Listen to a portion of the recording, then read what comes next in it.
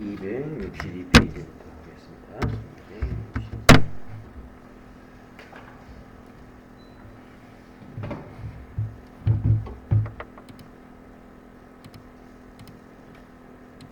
네, 우리가 지난 시간에 우리가 3일 패션이라는 회사의 장부 마감까지 우리가 공부를 했습니다. 그래서 마지막으로 3일 패션의 회계 정보를 분석해 보도록 하겠습니다. 자, 262쪽의 학습 내용은 회계 정보 활용하기라고 하는 제2절의 내용이 되겠는데요.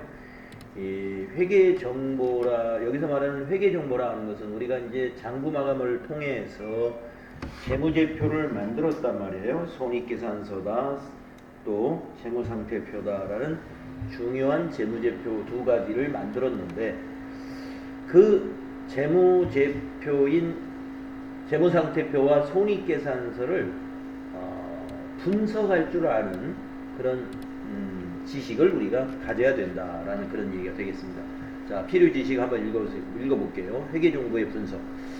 회계정보 분석은 기업이 공시하는 재무제표의 회계정보를 분석하여 기업의 정보 이용자들의 합리적인 의사결정에 유용한 정보를 제공하는 것을 말한다. 그렇습니다. 그러니까 여러분이 관심 있는 회사, 여러분이 어떤 회사에 취업을 한다든가, 아니면 그 회사에 어떤 투자를 하려고 한다든가, 또 아니면 그 회사에 대해서 뭔가 좀 알아보려고 한단 말이에요. 그래서 재무제표인 재무상태표나 손익계산서를 찾았어요. 그러면 그걸 찾아가지고 어떻게 분석을 해야 되느냐, 그 부분이 되겠습니다. 그래서 회계정보 분석은 투자자가 의사결정하는데 아주 중요한 자료가 되는 것입니다. 또 채권자도 아주 그 중요한 자료로 사용을 하고 있습니다. 채권자.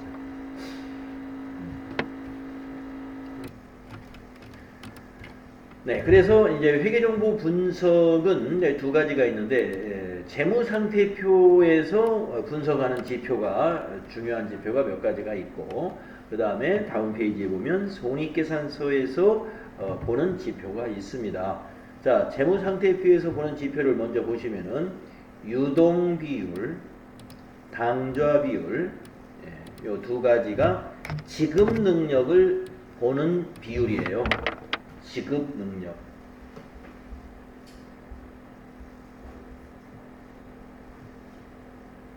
지급 능력. 진급이 아니라 지급 능력이에요. 여기 내용에도 보면은 지급 능력이라는 말이 나오죠. 여기 지급 능력. 기업이 보유하는 지급 능력, 신용을 판단한다.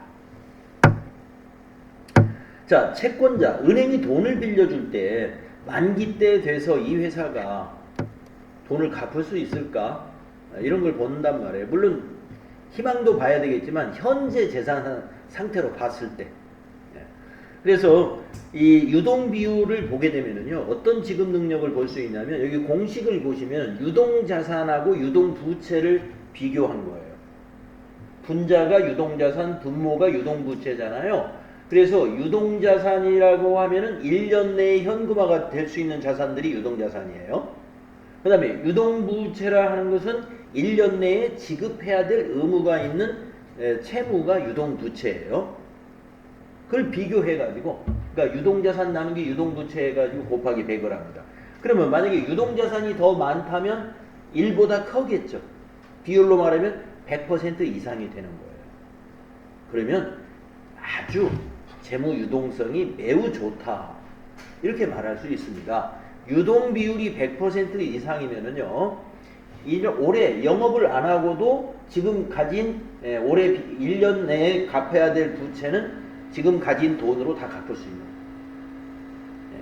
그러니까 기업이 영업을 안 하는 기업은 없겠지만, 하여튼 그렇다 치더라도 올해 상품을 하나도 판매를 안 하더라도 지금 은행에 있는 돈 가지고 올해 갚아야 될 빚은 다 갚을 수 있다. 그게 바로 유동비율. 그러니까 얼마나 지급 능력이 좋은 회사겠습니까? 그래서 여러분이 봐서 유동비율 100% 이상 되는 기업이다 그러면 돈이 많은 회사예요. 지금 현재 현찰이 많은 회사. 은행에 지금 통장에 잔고가 많은 기업이다. 이렇게 보시면 됩니다. 아무리 은행에 잔고가 많더라도 유동부채가 더 많아버리면 어떻게 돼요? 그럼 금방 인출될 거예요. 왜냐하면 유동부채가 더 많기 때문에 그 지금 통장에 있는 돈 불이 나게 빠져나갈 거란 말이에요. 계속 다음 달 빠질 거고 다음 달 빠질 거고. 네. 그렇지만 유동자산이 더 많으면 100 이상이 되는 거예요. 네. 자, 그래서 보통 유동비율 아주 지급 능력을 판단하는 아주 좋은 지표로 쓰이고 있고요. 그 다음에 당좌 비율은 위에 분자가 바뀝니다. 당좌 자산 나누기 유동부채입니다. 이거는 현금화할 수 있는 당좌 자산을, 우리가 당좌 자산이라는 것은 지금 은행에 있는 것만이고, 아까 그 유동자산 안에는 재고자산이 포함되어 있어요. 유동자산 안에는. 네, 재고자산이 포함되어 있는 거예요.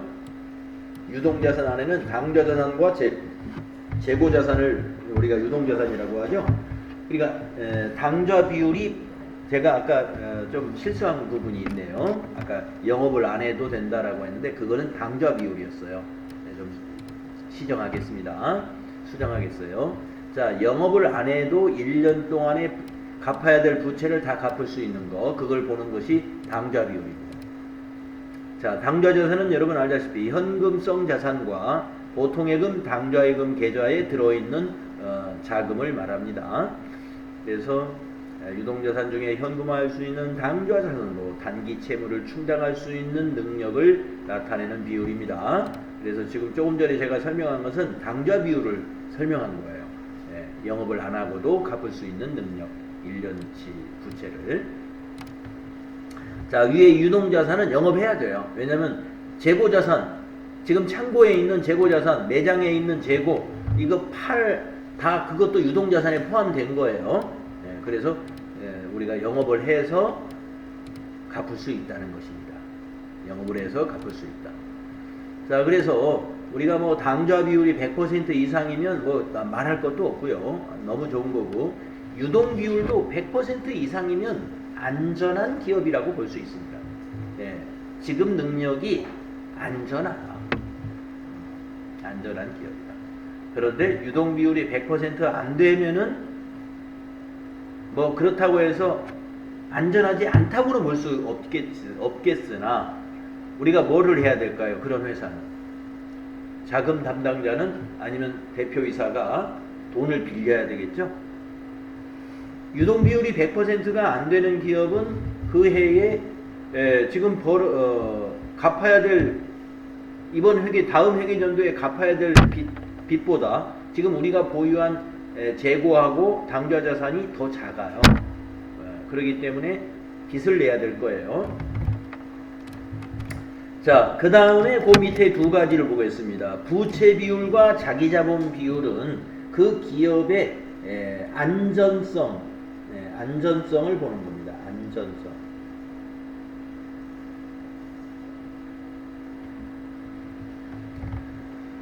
자산 규모가 적더라도 그 자산이 전부 자기 자산이면 어때요? 부채가 하나도 없는 거잖아요. 그러면 누리지는 못하지만 위험할 것은 없어요. 그렇죠? 위험할 것은 없습니다. 가진 것은, 자산은 작아요. 근데 부채가 하나도 없네. 그럼 뭐 쫓길 일은 없습니다. 근데 자산이 많다 하더라도 부채가 많으면 어떻게 됩니까? 불안하죠. 안전하지 않습니다. 자, 그래서 이 안전성, 기업의 안전성을 보는 거, 부채 비율을 볼 수도 있고요, 자기자본 비율을 볼 수도 있는데요. 부채 비율은 높을수록 위험한 것이고, 부채 비율은 높으면 위험한 거고, 자기자본 비율은 높으면 건전한 거예요. 자기자본 비율은 높을수록 건전하다.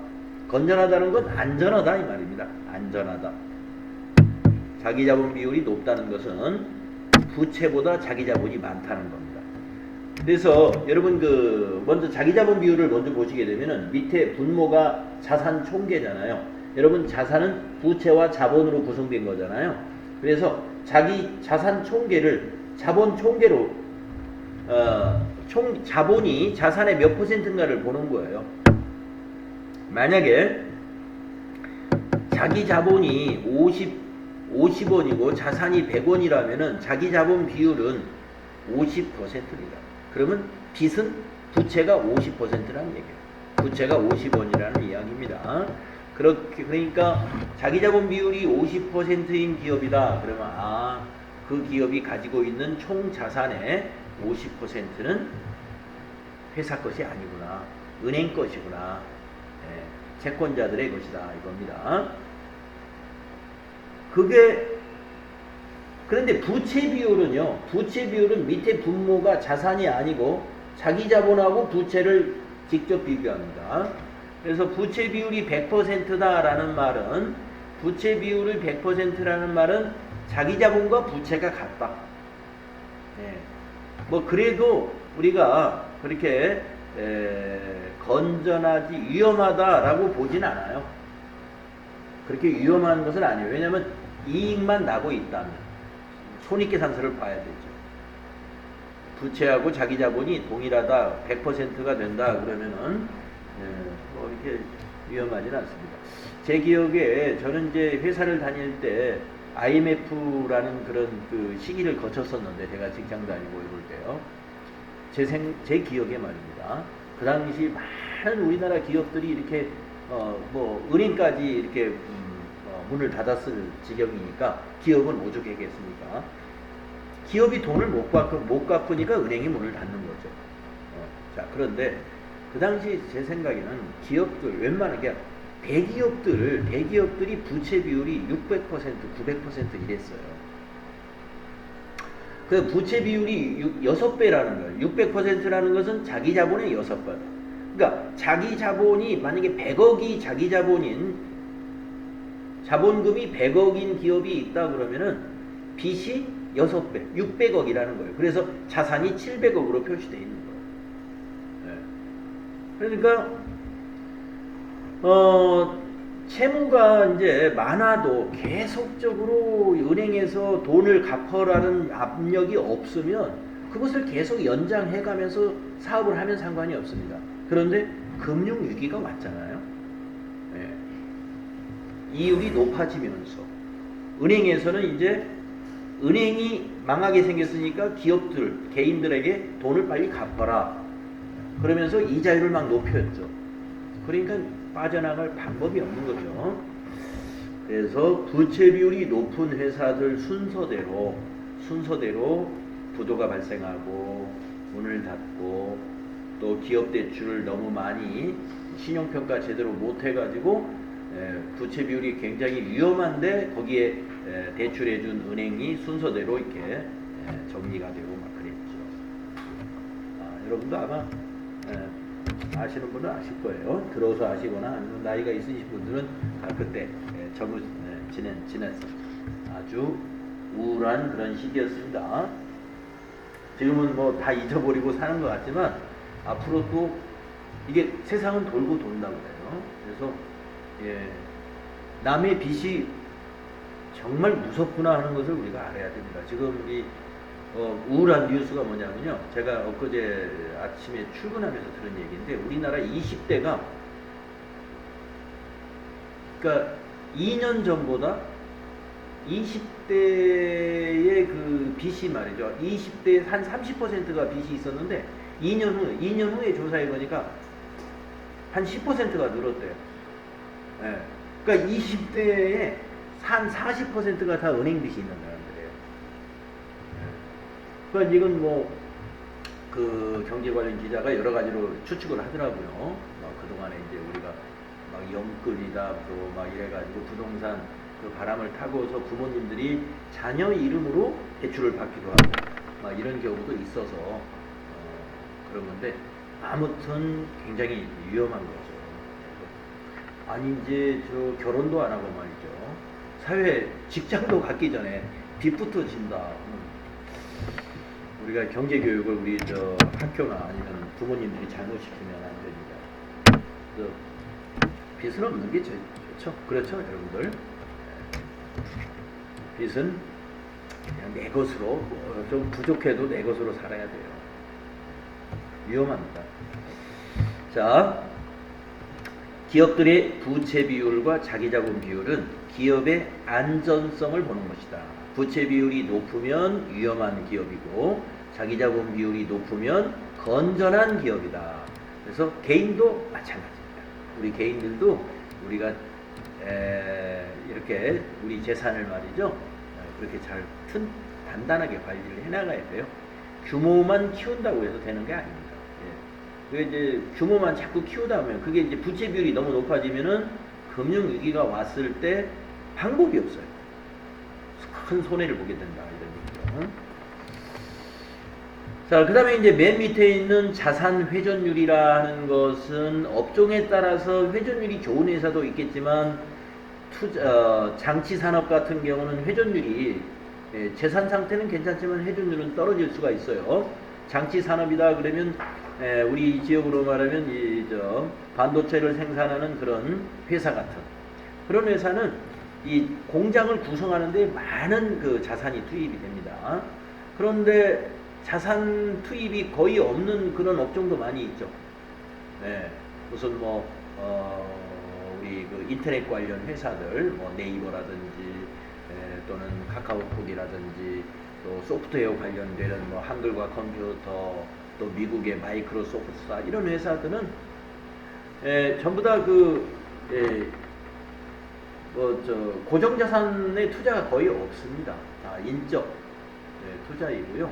그렇기 때문에 매출액 나누기 총자산 했을 때 회전율이 그런 기업 업종들은 굉장히 높게 나오게 돼 있고 아까 말씀드린 대로 이 장치 산업 같은 공장에 투자를 해야 되는 그러한 산업에서는 아무래도 총자산 회전율은 떨어집니다. 아무튼 동종 업종끼리 비교를 했을 때 총자산이 1년에 몇 회전을 했는가를 보여주는 그런 지수입니다. 그래서 자산의 효율적인 이용이 있느냐라는 것을 비교해 볼 수 있는데 이것은 같은 업종끼리 비교를 했을 때 의미가 있어요. 그러니까 반도체 회사는 반도체 회사끼리, 자동차 회사는 자동차 회사끼리 이렇게 비교를 했을 때 어느 회사가 만약에 자동차 회사다 그러면 미국에 GM이라는 자동차 회사가 있다. 한국에 현대자동차가 있다. GM과 현대자동차를 이게 비교해 보는 거예요. 총자산 회전율로. 그랬을 때 어느 회사가 높은가? 그것을 보면은 그 회사가 얼마나 자산을 효율적으로 이용하고 있는 기업인가를 우리가 알 수 있는 것이죠. 상대적인 비교를 할 수 있습니다.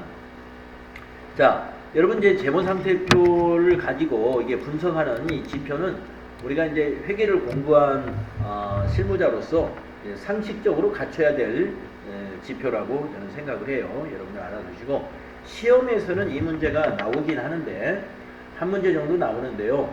공식을 알려줍니다. 공식을 물어보는 시험 문제는 아직까지는 안 나왔어요. 그러니까 어떻게 물어보냐면 뭘 물어보냐면 공식을 알려주면서 유동 비율이 얼마냐 답을 써라. 공식은 알려줘요. 그리고 이제 저도 여러분에게 이제 이 회계정보 시스템이라는 평가시험 보잖아요. 이 문제 냈어요. 유동 비율, 당좌 비율, 부채 비율 이런 거. 저도 공식을 다 알려주고 저는 다 전기 거로 문제를 냈습니다. 전기 거. 그러면 전기 거로 문제를 냈다는 건 뭐냐? 만약에 재무상태표의 유동 비율을 계산해야 돼요. 그러면 재무상태표를 여러분이 이렇게 조회하잖아요. 조회해가지고 보시면 재무상태표가 이게 비교식으로 작성이 되어 있어요. 단기, 전기.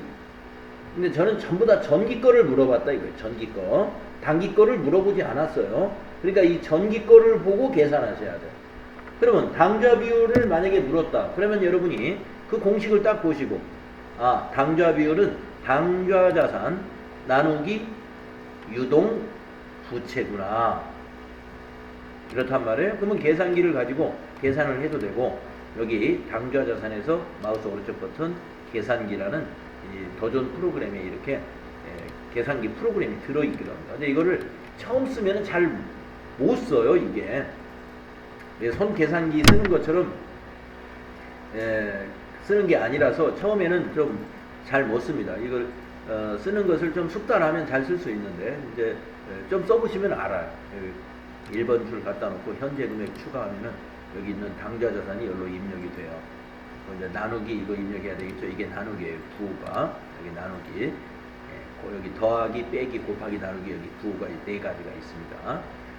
그리고 이제 밑에다가 나누기하고 이제 유동부채로 내려가야죠. 그럼 이제 여기 유동부채가 어디 있어요? 쭉 내려가서 유동부채 이거죠. 계산기 다시 꺼내놓고 여기 유동부채에서 현재 금액 추가. 자꾸 내려가지. 밑에 빈줄을 지울 때는 여기 밑에 와서 라인 삭제 이거 누르면 라인이 삭제되고요. 그 다음에 이제 곱하기 100을 해야 되잖아요. 그러면 여기 곱하기 여기 눌러주면 여기가 곱하기로 바뀌어요. 네. 그리고 이제 100을 넣어주면 이게 이제 곱하기 100이 됩니다. 그럼 117 나왔죠? 여러분이 답에다가 117 이렇게 쓰는 거예요. 만약에 이 회사로 제가 문제를 냈다 이러면은. 네. 그런 식으로 계산을 하면 됩니다. 시험, 여러분 자격 시험 볼 때는 핸드폰을 못 씁니다만은 NCS 평가 시험 어제처럼 그 시험 볼 때는요, 여러분 그 핸드폰에 있는 계산기로 계산해도 돼요. 계산을 정확히 하시면 쉬운 문제예요. 계산을 정확히 못 해가지고 틀리시면 안 됩니다. 그래서 계산은 정확히 해야 돼요. 계산은 정확히 해야 주관식이니까 117인데 120 이렇게 쓰면 틀렸다고 된다 이거죠. 비슷하게 썼다고 맞다고 할 수 없어요. 정확하게 답을 써야 된다. 그 다음에 이제 다음 페이지에 보시면 손익계산서에 관련된 지표를 보겠습니다. 이거는 손익계산서라는 것은 수익성을 보는 재무제표잖아요. 수익성. 일정 기간의 수익성을 보는 것입니다. 그렇기 때문에 지표가 전부 이익률이에요. 이익률이 매출 총이익률, 영업이익률 이렇게 이 두 가지가 있고요.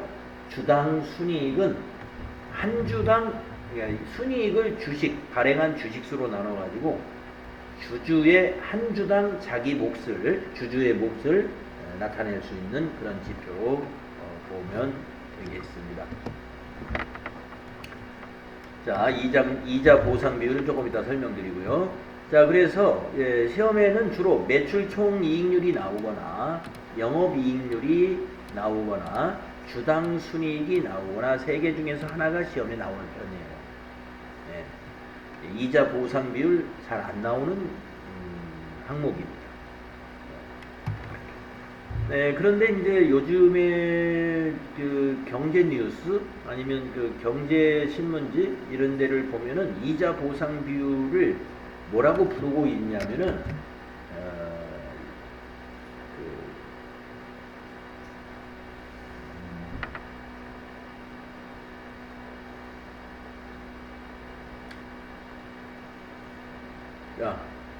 이거 좀 비속어 좀비 기업이라고 부르고 있어요. 좀비 기업. 그러니까 이자 보상 비율을 좀비 기업이라고 부르는 게 아니라 이것이 1보다 즉 100이 안 되면 이자 보상 비율이 100% 이하인 기업. 이자 보상 비율이 100% 이하인 기업을 보니까 요새 좀비 기업이라고 부르더라고요. 네. 참 가슴 아픈 일이죠. 우리 회사가 만약에 뭐 좀비 기업으로 불리고 있다. 오늘 가슴 아픈 일. 자, 그러면 이 이자 보상 비율이 뭔데 이렇게 나쁜 용어로 좀비 기업이라고 부르고 있느냐? 자, 공식을 보시면요. 이자 보상 비율은 금년도 영업이익을 금년도 이자 비용으로 나눕니다. 그래서 이게 자, 영업이익이 1000만원이고 이자 비용도 1000만원이다 라고 하면은 1000만원의 영업이익을 내가지고 이자를 갚는데 다 썼다 이런 얘기예요. 그러면 회사가 영업이익으로 이자 비용을 다 냈으니 당기순이익이 하나도 없다는 얘기입니다. 그렇죠. 영업이익에서 뭐가 좀 남아야 당기순이익이 되는데 이자 비용으로 다 썼으니 그래서 기업의 채무 상환 능력을 나타내는 지표인데 1보다 클 경우 금융비용을 부담하고 추가 이익도 낼 수 있다고 볼 수 있지만 1보다 작다고 하면은 이익을 낼 수 없는 기업으로 본다 이겁니다. 이자 보상 비율 1보다 크다, 큰 기업, 이 희망이 있는 기업이다. 그래서 뭐 정리를 해야 된다. 이런 회사는 정리를 해야 된다라는 그런 투로 이제 좀비 기업이라고 부르고 있는 것 같아요. 이렇게 그 이자 보상 비율이 안 나오는 기업은 정부에서 도와줄 필요가 없다. 뭐 이런 논조로 얘기하는 겁니다. 우리가 희망이 있는 기업은 정부에서 어떤 특별 자금을 지원해서라도 그 회사가 살아남도록 해서 그 사회에 기여하고 또 고용을 창출하고 하는데 그 의미가 있는데, 만약에 이 이자 보상 비율이 1도 안 되는 그런 기업이라고 하면은 결국에 정부에서 국민 세금으로 지원을 해준다 하더라도 살아남지 못한다, 자력으로 살아남을 수가 없을 거다, 이런 얘기죠. 그렇기 때문에 결국 그 회사는 정리하는 게 맞다. 정리를 해줘야 된다. 자, 이거보다도 이자 보상 비율보다도요, 여기 매출 총이익률, 영업이익률, 주당순이익이 시험에는 더 잘 나옵니다. 공식은 간단합니다. 자, 매출 총이익을 매출액으로 나눈 것이 매출 총이익률이에요. 그리고 영업이익률은 영업이익을 매출액으로 나눈 게 영업이익률입니다. 아주 중요하죠, 영업이익률이. 자, 내용을 보시면 기업의 주된 영업활동에 의한 성과를 판단하는 비율이에요. 영업활동에 의한 성과를 판단하는 비율이기 때문에 우리가 분기마다 말이죠. 1, 2, 3 지나면 1분기 삼성전자의 영업이익이 어떻게 됐습니다 하는 게 큰 뉴스거리가 되잖아요. 4, 5, 6 하고 나서 6월 말이나 7월 초가 되면 또 삼성전자의 영업이익률이 어떻게 됐습니다. 이런 것이 또 우리 빅뉴스가 되죠. 하이닉스도 마찬가지예요. 하이닉스나 현대자동차, 현대자동차 정도가 되면은 우리나라를 대표하는 그런 큰 기업이지 않습니까? 그렇기 때문에 그런 대기업의 영업이익률은 국내에 아주 큰 뉴스거리가 되는데, 분기별로 이런 영업이익을 발표를 하고 있습니다. 관심사가 높기 때문에. 자, 기업의 주된 영업활동으로 한 성과를 판단하는 비율이에요. 그래서 판매 활동과 직접 관련이 없는 영업 외 손익은 제외시키고 순수 영업활동의 수익성만을 보는 거예요. 그래서 영업이익인 매출액에서 매출 원가하고 판매 관리비까지를 뺀 것이 영업이익입니다. 그것을 매출액으로 나누면 영업이익률이 나와요. 영업이익률이 적어도 얼마 정도 나와야 될까요? 뭐 보통 영업이익률 우리 소매업 같은 경우는 한 10%에서 20% 정도 되는 걸로 봅니다.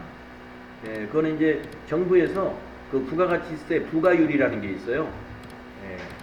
그 간이과세자들은 부가가치세를 매출세액에서 매입세액 빼가지고 신고하는 게 아니라 정부에서 정해놓은 그 부가가치율이라는 게 있습니다. 이 부가가치율이 말하자면 영업이익률이에요.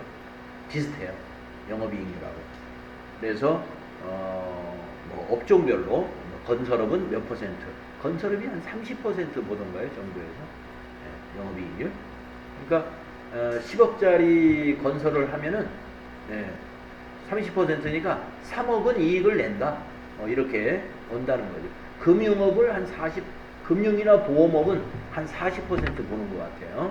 부가가치율이라고 나중에 이 뒷부분에 부가가치에서 나오려나? TAT 2급 교재에 있던가요?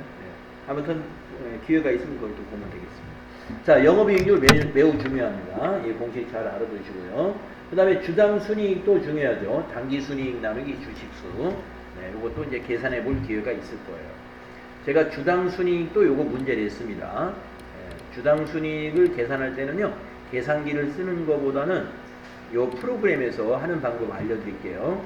자, 손익계산서를 이렇게 조회하잖아요. 12월 달로 조회하셔가지고 제가 이제 전기분 걸로 문제를 낸다고 그랬잖아요. 그러면 이제 전기분 여기 당기순이익이 이거잖아요. 네, 그래서 여기서 계산기 가지고 이렇게 계산기 꺼내서 나누기 주식수 하지 마시고 주당순이익은 기능모음을 눌러보시면은요 그 안에 계산이라는 항목 안에 주당손익이라는 그 메뉴가 있어요. 만들어져 있어요. 이걸 클릭을 하셔가지고 그러면 전기의 당기순이익이 여기에 딱 입력이 돼 있어요. 그리고 여기 나누기 되어 있죠. 여기다가 이제 시험 문제에서 발행한 주식수는 뭐 만주다 아니면 2만주다 이게 수를 알려줄 거란 말이에요. 수를 알려줄 거란 말이에요. 그러면 만약에 만주라고 했다. 그러면 여기 주식수에다가 만을 입력하는 거예요. 이렇게 만. 그리고 엔터 치면 돼요. 그러면 여기 계산이 돼 있습니다. 네. 27,188,000을 만으로 나누면 2718이 나오죠. 자꾸 지워지네. 만 하면. 그래서 주당손익 계산기를 써도 되는데 이게 더 쉬울 것 같아요. 그래서 이거 써가지고 여러분 답을 기입하시면 됩니다. 자, 회계정보에 활용해서 우리가 재무상태표의 중요한 지표, 또 손익계산서 관련된 수익성을 나타내는 중요한 지표들을 우리가 살펴봤습니다. 네, 수행과제 풀이는 이제 그냥 패스하도록 하겠습니다. 조금 전에 우리가 이 그림과 똑같이 우리가 해봤기 때문에 그렇게 하면 됩니다. 다음은 266페이지 출제 예상 평가 문제 한번 같이 해봅시다. 자, 1번 문제 보겠습니다. 총계정 원장을 조회해서 2023년 중에 보통 예금이 가장 많이 감소한 월은 몇 월이요? 이렇게 물었어요. 그러면 총계정 원장을 조회해가지고 보통 예금을 103번이니까 위에서 세 번째 있겠죠? 클릭을 한번 해보세요. 자, 전체 메뉴 가가지고 총계정 원장 엔터 네, 103번이 보통 예금이니까요. 클릭하시고 여러분이 이 말을 이해를 하셔야 돼요. 보통 예금이 가장 많이 감소한 월을 이해하셔야 돼요. 자, 보통 예금은 자산입니다. 자산이니까 감소는 차변에서 합니까? 대변에서 합니까? 자산의 감소는. 그렇죠?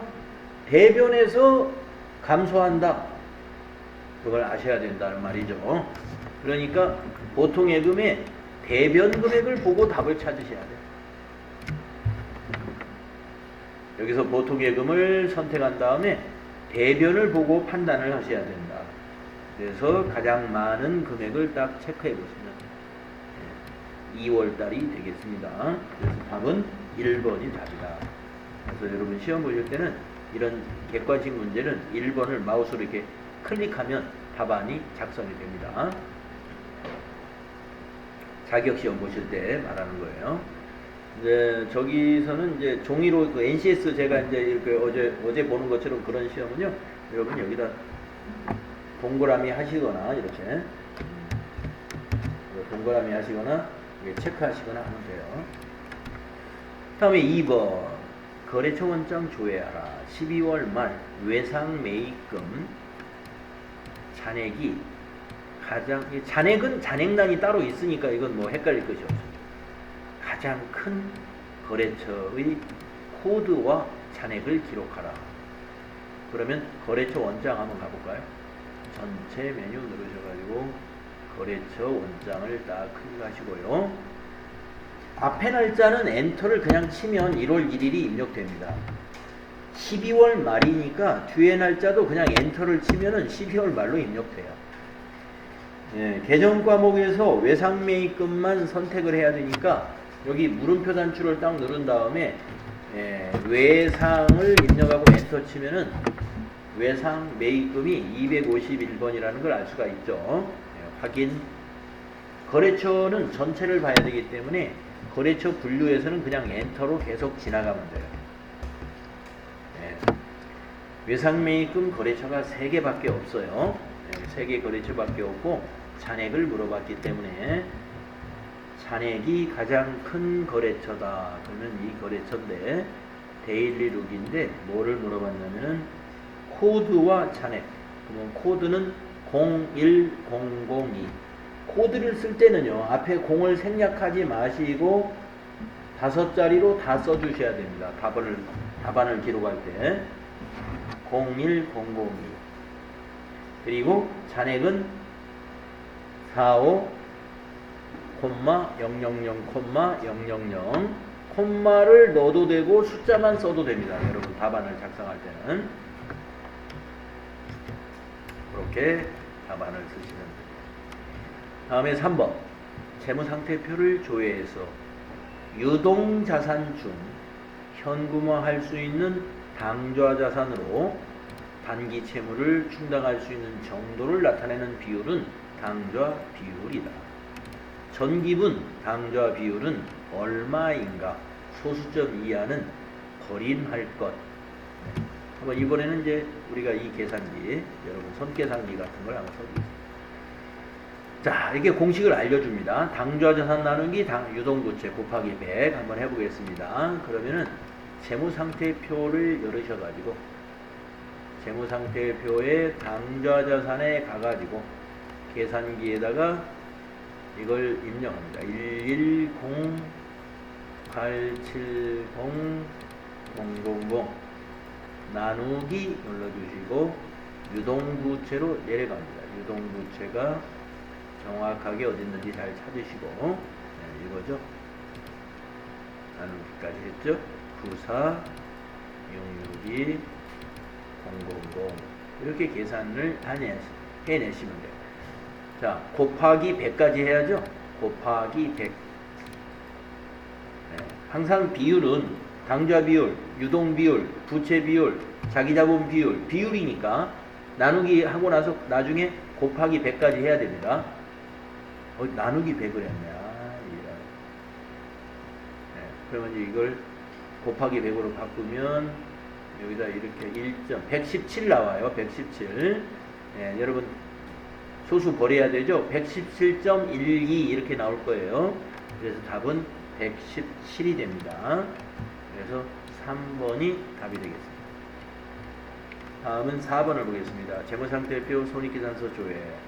총자산 회전율은 자산이 1년에 몇 번 회전했는지를 나타내는 비율이다. 전기분 총자산 회전율은 얼마인가? 단 소수점 이하는 버림할 것.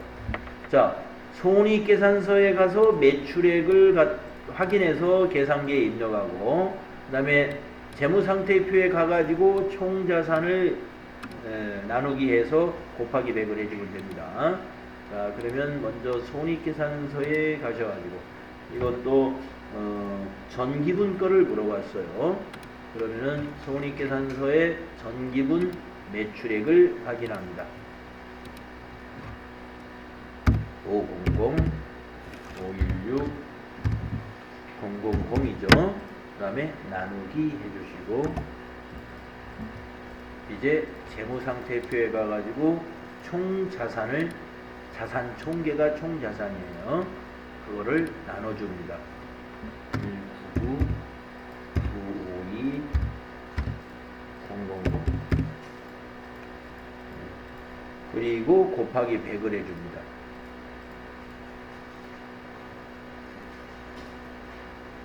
곱하기 100 250이 나오네요. 2.5회전을 했다. 2.5회전 두 번 반, 두 바퀴 반을 돌렸다. 250%. 답은 4번이었습니다. 이 공식대로 계산기를 정확히 쓸 줄 아시면 됩니다. 항상 시험에서는 소수 이하는 버림할 것. 곱하기 100 하고 나서 버려야 돼요. 곱하기 100 하기 전에 버려버리면 답이 틀립니다. 여기 곱하기 100까지 하고 나서 버려야 맞는 거예요. 시험에서는 항상 소수점 이하는 버림할 것 이렇게 나온다는 것도 참고해 주시면 되겠습니다. 자, 5번도 해보죠.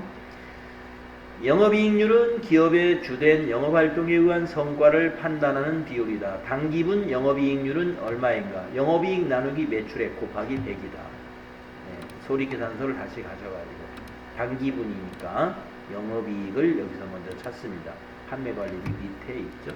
그래서 계산기에다가 이제 입력을 합니다. 50, 453, 285 그리고 나누기 이제 영업이익을 이제 나누기 했으니까 저 맨 위에 있는 매출액 110, 50, 000 그 다음에 곱하기 100을 합니다. 곱하기 100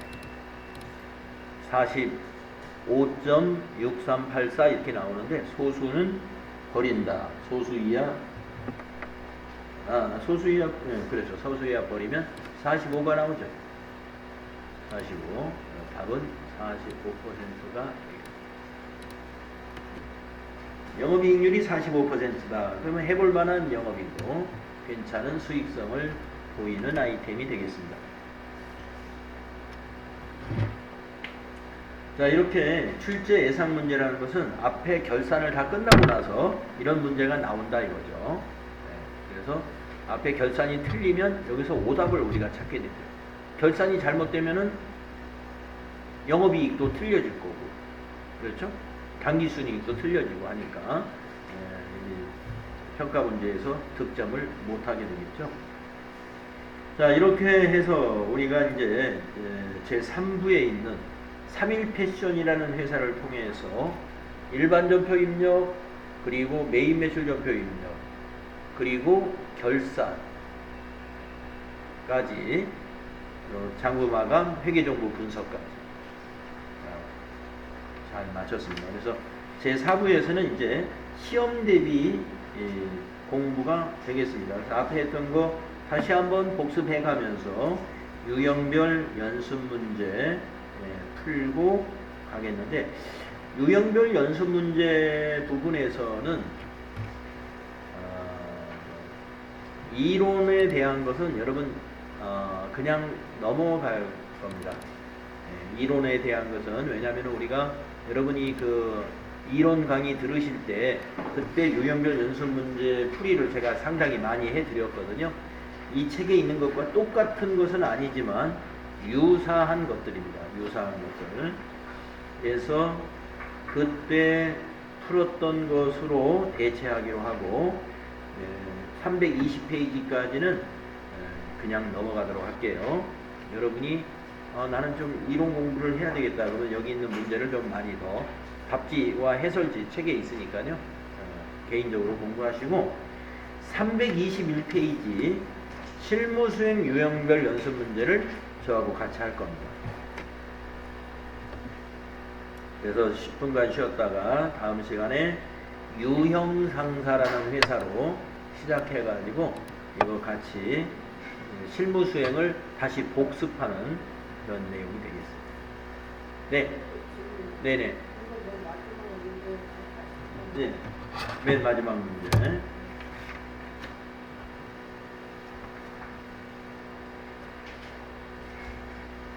맨 마지막 문제가 뭐였느냐 하면은 영업이익률 계산하는 문제인데 제가 한번 보여드릴게요. 손익계산서를 열어셔가지고 영업이익을 이제 여기 가서 확인합니다. 저는 50, 453, 285죠. 네. 그러면 이제 계산기를 꺼내가지고 계산기에다가 50, 453, 285 나누기. 그런 다음에 매출액으로 올라간다. 이제 매출액을 입력해야 돼요. 나누기까지 했죠? 그다음 매출액이 이거죠. 110, 550, 000이 매출액입니다. 110, 550, 000. 그리고 곱하기 100는 또는 엔터 치면은 45가 나옵니다. 뭐가 안 됐었어요?